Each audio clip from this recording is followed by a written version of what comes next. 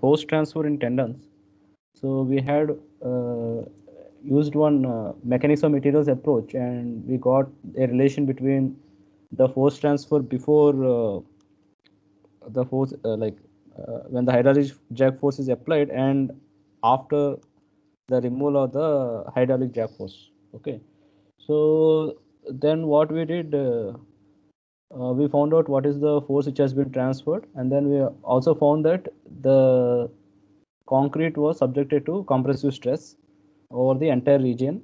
The reason was that the P naught was acting at h by 3 from the base. So as a result, the top portion has no tension, and if the P naught acts little below, then top portion goes into tension, and if the P naught acts above h by 3, then top portion will have extra compression at the like it will form a trapezial shape. Okay. So we'll now do another we'll now use alternate approach, which is given in the textbook. Okay, so I tried to get the formula for the alternate approach, and I reached up to certain point, but I couldn't get the full derivation.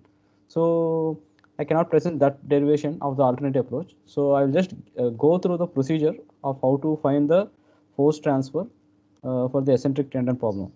Okay, so what they do is, so before the force is transferred, we have our steel tendon, and it has initial length, and it is being pulled by the hydraulic jack, and then in the state of tension, the concrete is cast.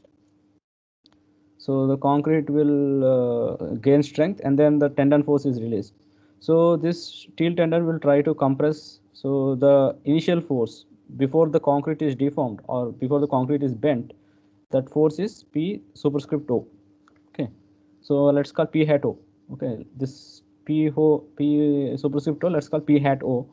Okay, so now the way the suggested method given in the textbook is like this.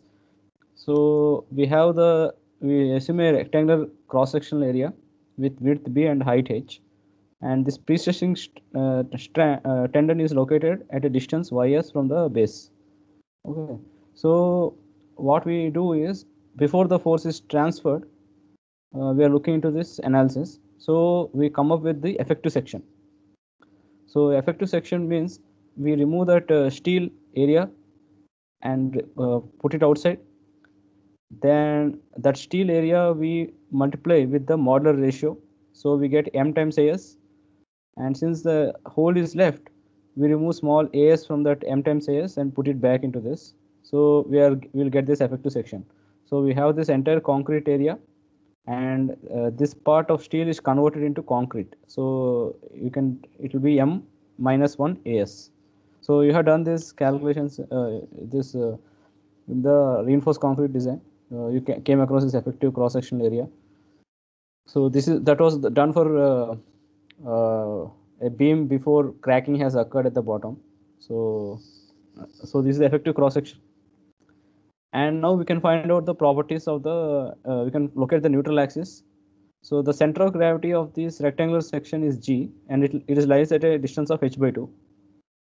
And this m minus 1 as it lies at a distance of ys from the base. So we can say that central gravity of the steel will be ys. So the neutral axis will lie somewhere in between yg and ys. Okay, so I'm just indicating that neutral axis by this dashed line, and the distance is y neutral axis. So we can find out y neutral axis for this effective cross section by using our centroid formula. So we know yg is h by 2, and area of the entire cross section, let's call it A effective. That is effective area. That will be bh plus m minus 1 as, and then we can find the centroid a1 y1 plus a2 y2 by a1 plus a2.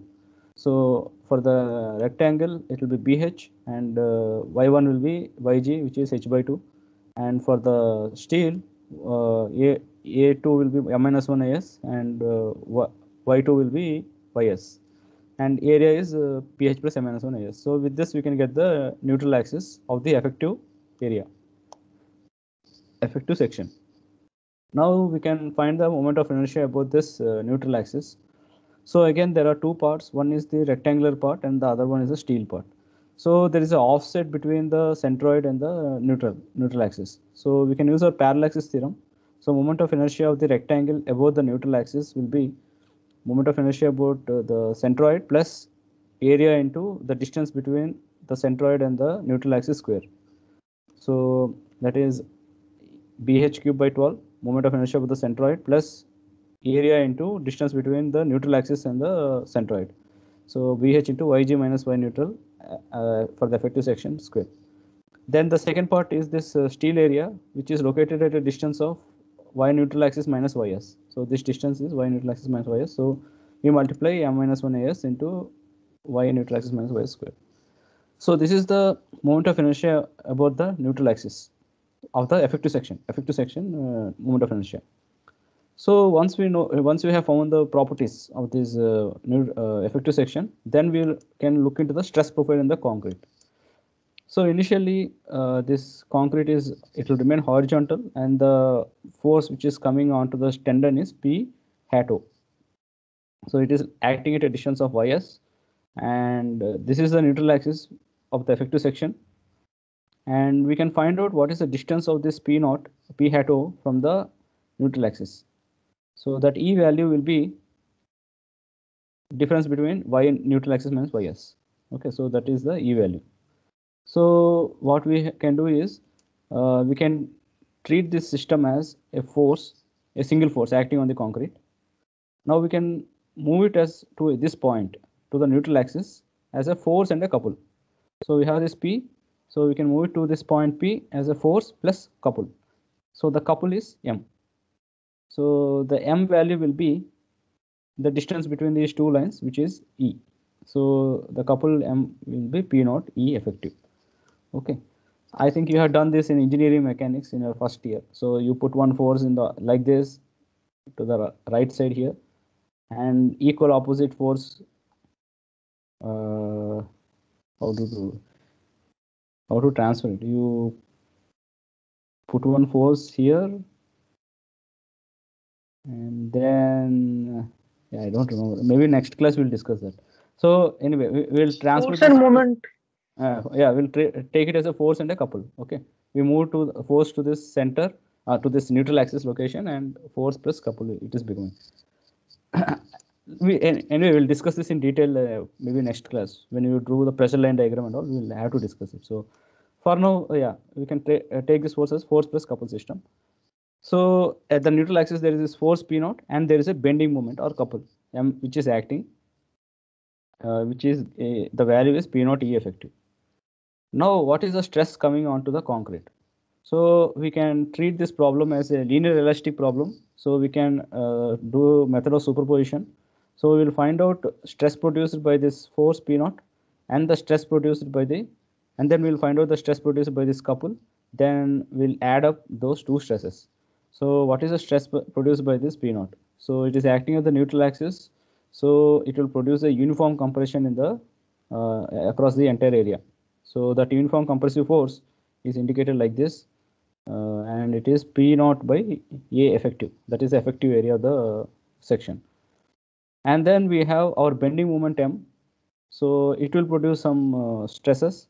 So it is a hogging bending moment. So the bottom fiber will this beam will move upward, and then top fiber will be in tension and bottom fiber will be in compression.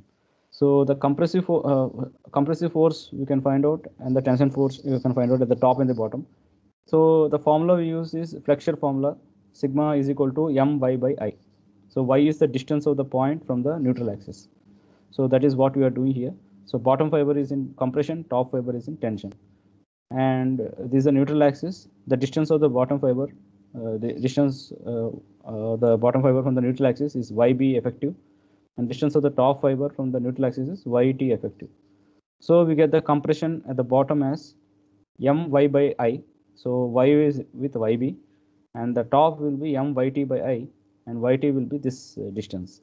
Okay. Then we can sum up the total force, total stresses due to the P naught and the couple or the bending moment. So at the top fiber, we will be looking into the compressive stress in concrete. So we are treating compressive stress as positive. So at the top fiber, it will be plus P naught by A effective minus MYT by I neutral I. Okay, minus MYT by I. And at the bottom fiber, it will be plus P naught by A effective, and compression is it's also in compression, so plus MYB by I. So that is what we have written here. So the compression in concrete at the top fiber, P naught by A effective minus P naught E, which is the moment by I into Y. Y is the top fiber. And similarly, bottom fiber will be P naught by A effective plus, we're adding up, the compressions are getting added up, and it will be P naught E effective by I into YB for the bottom fiber. So this is regarding the compress. Yeah. Sir, why did you shift that P naught to that neutral axis? So we are treating this problem as a sum of, we're shifting that so that we can have a pure compression and a bending.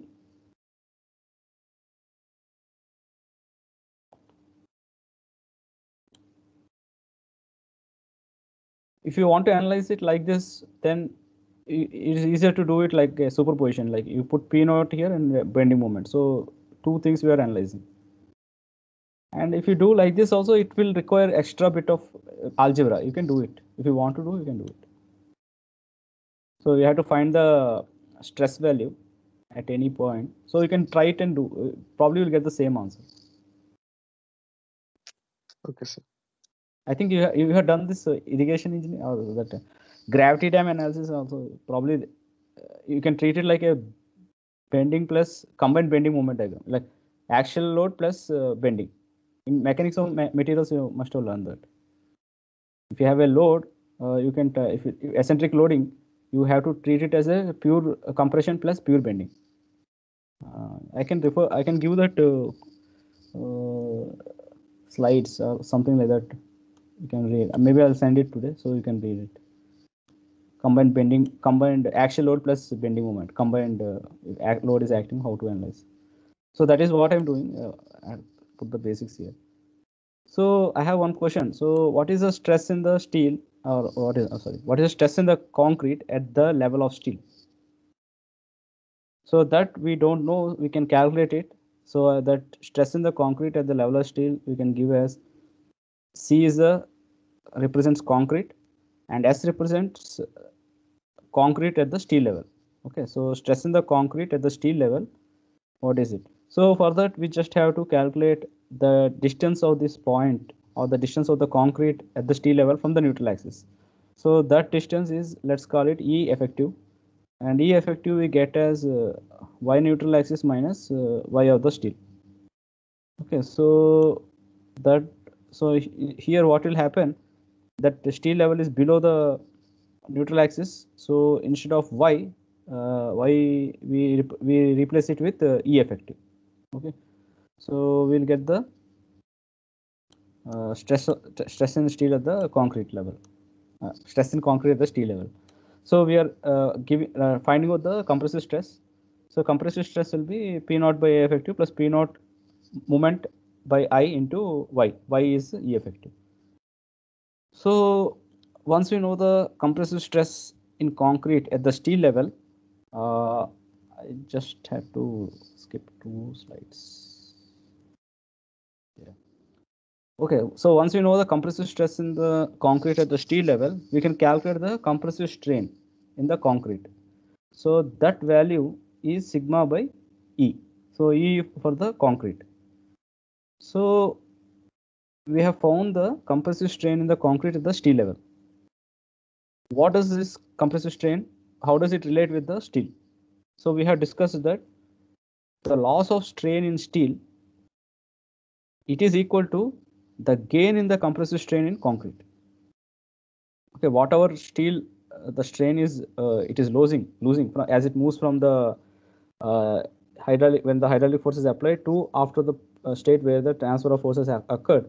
That loss in strain is equal to the gain in compressive strain in concrete. So you can use this relation.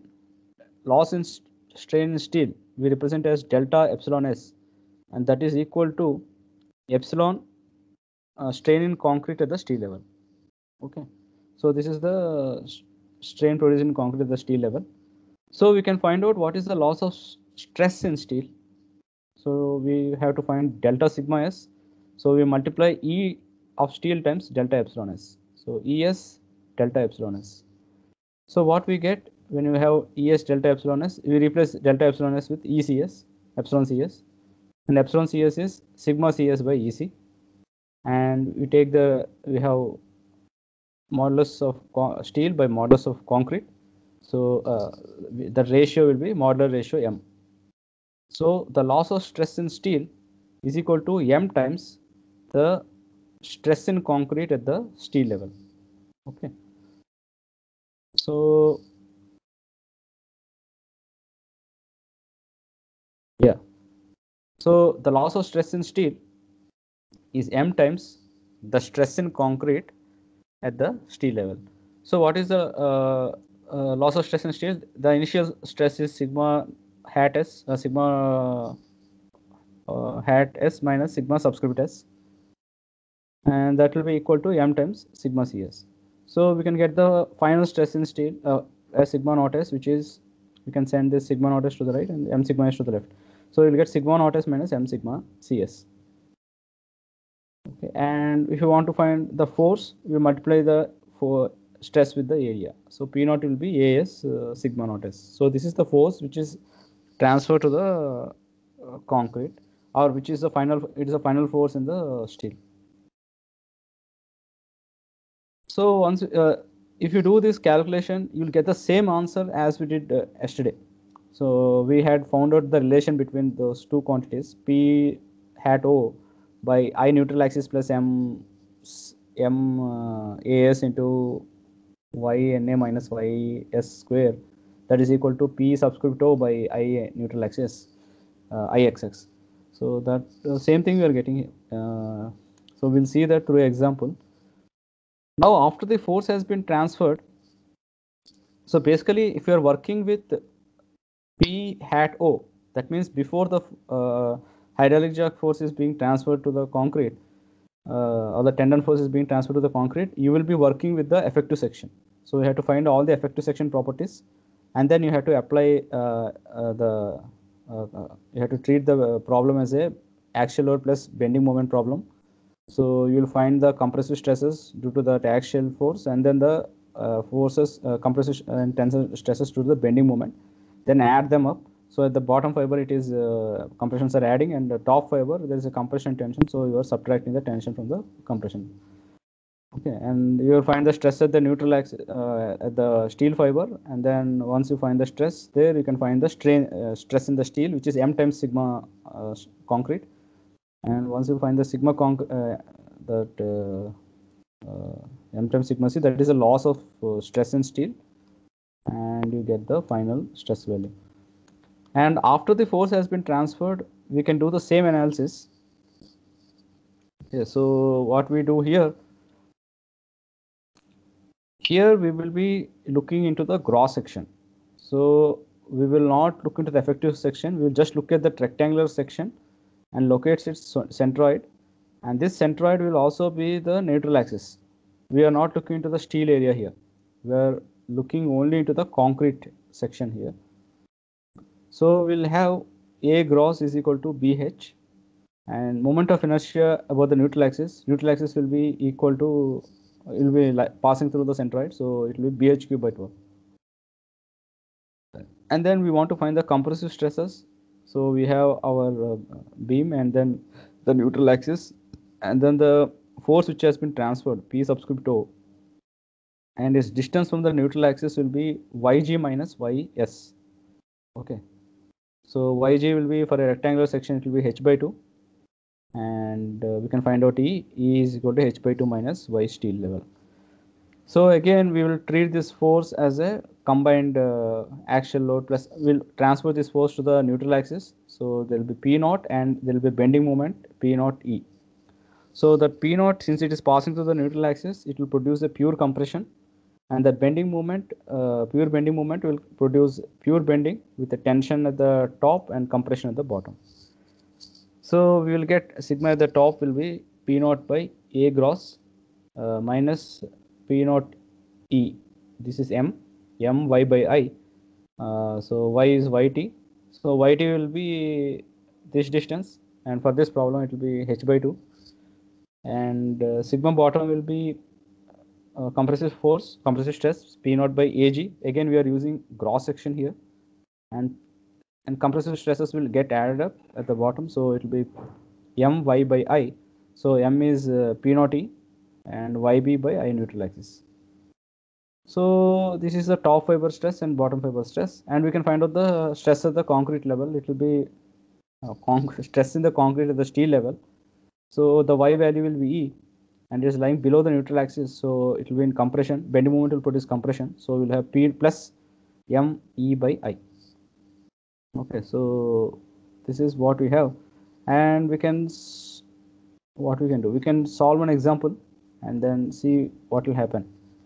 Okay, so same example like yesterday, we'll take that problem and then solve it using this alternate method. I'll take a break and come.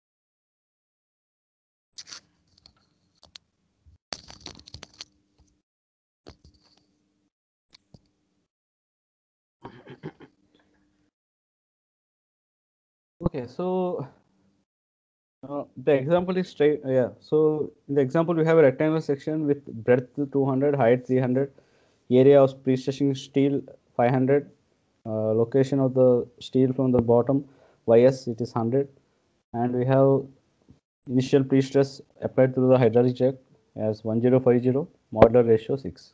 So we want to find what is sigma naught s, which is force which has been final force in the final stress in the pre-stressing tendon, and then what is the stress profile in concrete after the transfer of force. So first thing we can do, that we can use the effective section approach and find what is the loss of stress in steel, and then find the final stress. So effective section, we sketch the effective section here. Centroid is G at a distance h by 2. We have the neutral axis. We have m minus 1 as at a distance of ys from the bottom. So neutral axis lies between G and ys. So we are drawing in the in between them. So effective section we can calculate BH plus m minus 1 as. So 200 into 300 plus 6 minus 1 into 500. We are getting 62,500. Then y neutral axis for the effective section will be a1 y1 plus a2 y2 by a1 plus a2. So a1 is bh into y1 is h by 2, and a2 is m minus 1 as into y2 is ys, and the sum of the areas is a effective. So we get 200 300 into 300 by 2 plus 5 into 5, 2500 into 100 by the area. It is coming around 148. So initially the yg is 150, and because of this effective section, this extra bit of steel which is there, the centroid has moved a little down, a little by 2 millimeters. So y neutral axis is around 158 millimeters.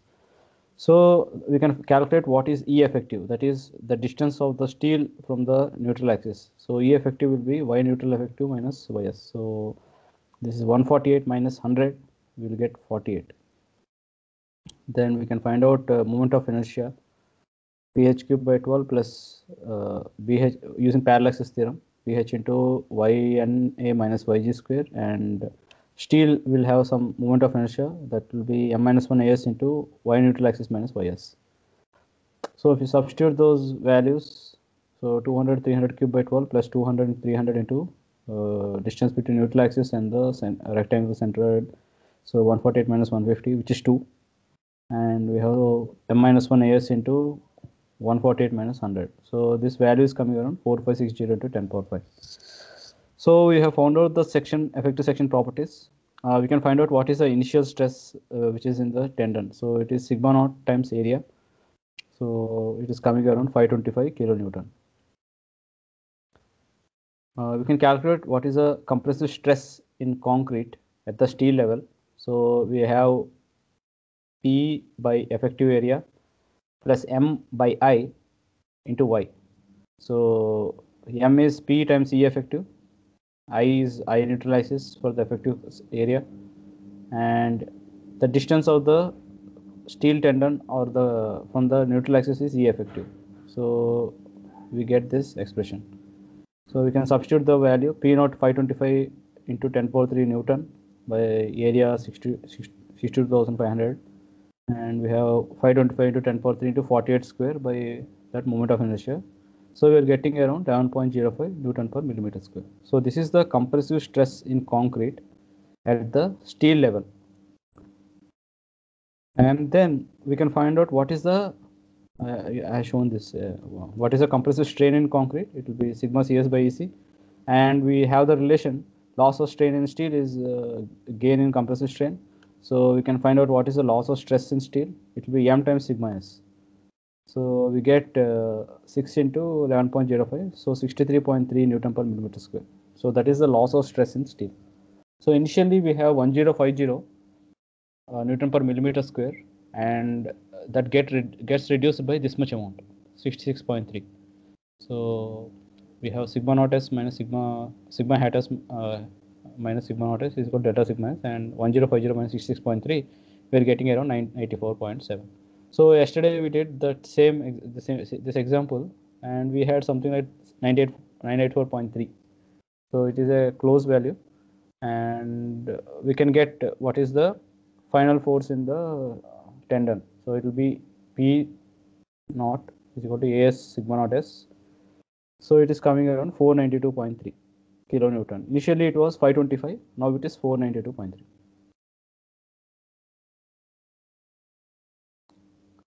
So now we can find out what is the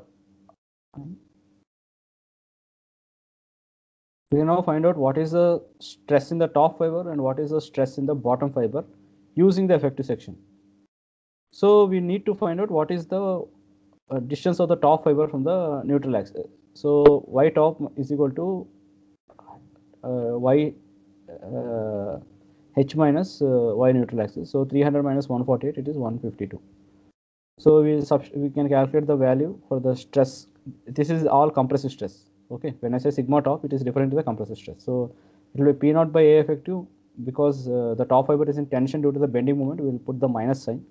So minus P naught E effective, that is the bending moment, times y by I. Y refers to the y top. So we can write that 525 kilonewton by 62,500 minus 525 kilonewton into 48 into 152. 48 is E effective, y top will be 152, and I moment of inertia. So for this problem, this happens to go to 0. And then bottom fiber stress will be same thing, but instead of bottom fiber, both the compressive force will be there, that axial force will produce compression, and the bending moment will produce compression at the bottom. So we need to add those two up, and here y will replace with yb. So yb will be yb will be equal to y neutral axis effective. Okay, so why is it equal to y neutral axis effective? Because distance of the neutral axis from the distance of the bottom fiber from the neutral axis, that is equal to y neutral axis. Okay, so y bottom will be y neutral axis. So we'll substitute 148 there, and if we add this up, we'll get 16.59. And then yeah, so we found that the top fiber has gone into, it has no stress, and the bottom fiber has a compressive stress of 16.51. Again, this we got yesterday 16.41 or something like that. Last derivation. We didn't do that. Actually, we can do it, but we didn't do it. Now, the same answers for the top fiber stress and bottom fiber stress we can get using the cross section properties. So when you deal with cross section, you will be working with the force after transfer. Okay, so we will be working with P subscript O. So P subscript O is 492.3 kilonewton. And when you are doing with cross section properties, you will be looking only at the rectangular area. So you can find the centroid and then you can find out the neutral axis which coincides with the centroid. So y neutral axis will be yg, and we can find the gross area. It will be bh. So 200 into 300, which is 6000 millimeters square. And then we can find moment of inertia with the neutral axis, which is ig, which is bh cube by 12, and it is 4500 into 10 power 5 millimeter power 4. And top fiber is at a distance of h by 2 from the neutral axis, and bottom fiber is a distance of h by 2 from the neutral axis. So y top and y bottom will be 150. Now, when you apply when you want to find the compressive stress at the top, we work with the after force which has been transferred. So P subscript O, and we are working with the gross area. So P subscript O by Ag, and the bending moment is P naught E. So we have the tensile, the force here P naught, and if you transfer there, it will be P naught plus P naught E. So E value will be distance of the neutral axis from the steel tendon. So it will be yg minus ys. So 150 minus 10 minus 100, it will be 50. Okay. So we get P naught, the compressive stress due to the axial force, P naught by Ag, and the bending moment will produce tensile stress at the top. So we are subtracting. So minus P naught E, that is M by I into Y. So we are getting around 492.3 10 power 3. By the I value we have got pH cube by 12, 4510 power 5 into 150. Okay, so this value is going to 0. Okay, so